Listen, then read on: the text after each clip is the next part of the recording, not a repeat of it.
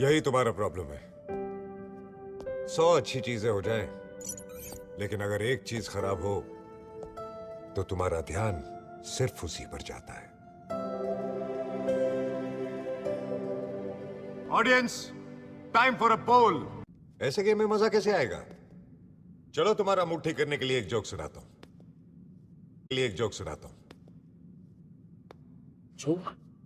शोभा सिर्फ लड़कों को गाली क्यों देती है? क्यों? क्योंकि लड़कियों को गाली शोभा नहीं देती।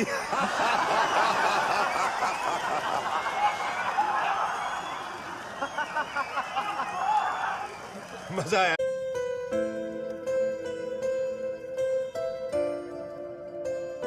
जब एक जोक पे बार बार हंस नहीं सकते तो एक गम पे बार बार रोते क्यों हो मेरे दोस्त?